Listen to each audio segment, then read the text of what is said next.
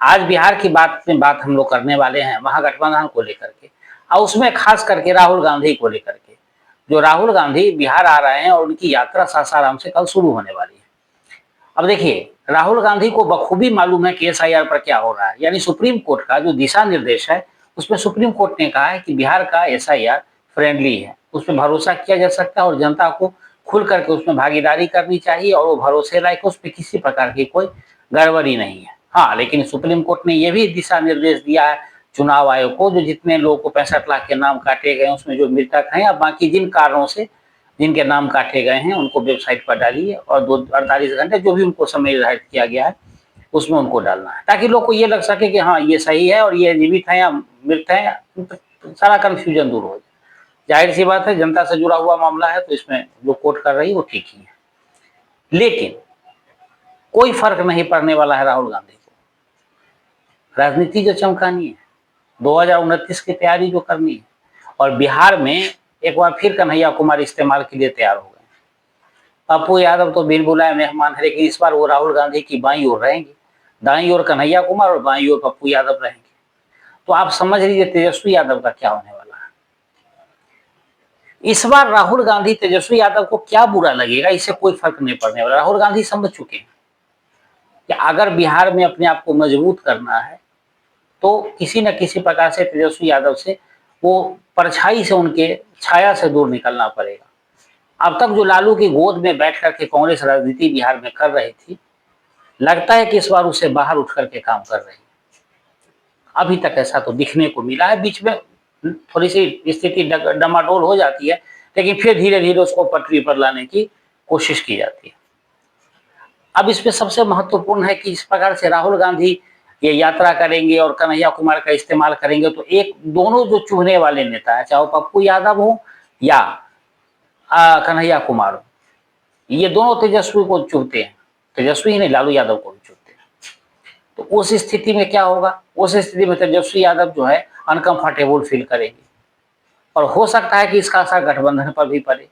और तेजस्वी यादव वहां भी अनकंफर्टेबल महसूस कर रहे हैं, वो सहज नहीं है। ये मुद्दा था तेजस्वी यादव का, एसआईआर का जो मुद्दा था वो तेजस्वी यादव का, जिसको लपक लिया राहुल गांधी और कूद पड़े धमाल मचाने के लिए। अब वोट चोर गद्दी छोड़ ये नारा दे रहे हैं।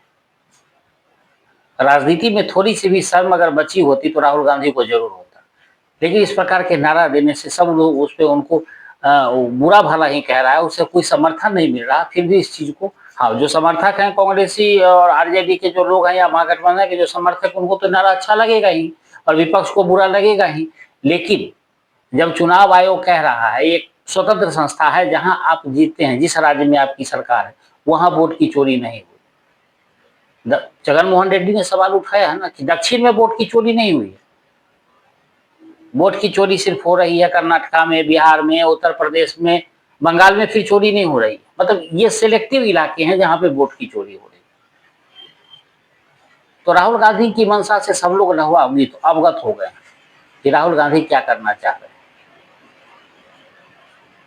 उनको देश के संविधान को, देश का संविधान लेकर के तो वो घूमते जरूर है, लेकिन देश के संविधान में उनको बिल्कुल भरोसा नहीं है। वो इसीलिए उनको भरोसा नहीं है कि संविधान दिखाने से नहीं चलता, संविधान का पालन करना होता है। आजादी के महोत्सव में भाग नहीं लेकर के उन्होंने ये दिखा दिया कि आजादी से उनका कोई लेना देना नहीं है। तो राहुल गांधी, उनको लगता है कि अगर इस प्रकार का मैं काम करूंगा, अभी एक बड़ा ही चीज वायरल हो रहा है कि जोकरों पे भरोसा ना करें। एक जोकर यूक्रेन में भी आया था जो लोगों को अच्छी अच्छी बातें बता रहा था, और जब वहां की गद्दी पर बैठा तो यूक्रेन की स्थिति क्या है देख लीजिए। उसी प्रकार यहाँ भी एक जोकर घूम रहा है। अब ऐसी चीजें चलने लगी है, सोशल मीडिया पर अगर आप देखेंगे तो ये चीजें चलने लगी हैं। तो आपको लगता होगा कि मैं बेहतर कर रहा हूँ, लेकिन समाज में इसका क्या इम्पैक्ट पड़ता है या राजनीति में उसका क्या इम्पैक्ट पड़ता है, ये देखना ही बड़ा ही लाजमी होता है। उसका असर दिखना चाहिए। तो राहुल गांधी जिस प्रकार से करने जा रहे हैं उसमें महागठबंधन पर भी इसका असर पड़ने वाला है। मुकेश सहनी का सपना तो ऐसे ही टूट गया, डिप्टी सीएम वाली बात। उम्मीद में अब तक साथ खड़े हैं, क्योंकि बीजेपी उनको सीट उतनी नहीं दे पा रही। केंद्र में कैबिनेट मिनिस्टर का दर्जा, उनको तो कैबिनेट मिनिस्टर बनना चाहते हैं, उनको स्टेट मिनिस्टर बनाने की बात चल रही है। तो वहां भी उनकी बात नहीं बन पा रही है। तो इस स्थिति में थोड़ी सी परेशानी उनकी भी बढ़ी हुई है। तो है परेशानी तो है। अभी एक ताजा सर्वे आया था जो बिहार की राजनीति पर उसने अभी सर्वे किया था, तमाम मुद्दे एसआईआर से लेकर के बेरोजगारी, तमाम मुद्दे को उसने उजागर किया। उसमें महागठबंधन को थोड़ी सी बढ़त दिखाई मिल रही थी।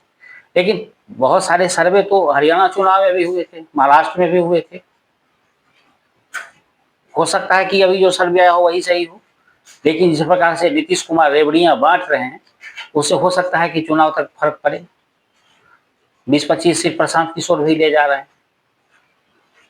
तो चुनाव पर इसका असर पड़ेगा। जो राहुल गांधी की यात्रा है वो डैमेज एनडीए से ज्यादा वो डैमेज महागठबंधन को करने वाला है। मैं यही तो कहने का अर्थ ये था कि जितनी टेंशन एनडीए में नहीं होगी उससे 100 गुना ज्यादा टेंशन महागठबंधन में होगी, खास करके तेजस्वी यादव के लिए, मुकेश सहनी के लिए, वाम दलों को।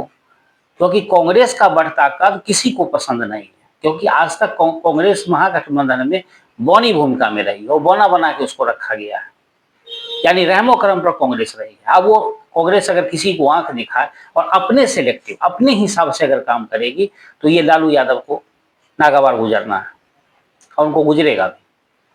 तेजस्वी यादव को पसंद नहीं आया क्योंकि पप्पू यादव अपना उत्तराधिकारी लालू का मानते हैं अपने आप को, कन्हैया को मानते। तमाम चीजों को देखिए क्या होता है, यात्रा शुरू होने दीजिए, सब कुछ पता चल जाएगा धीरे धीरे।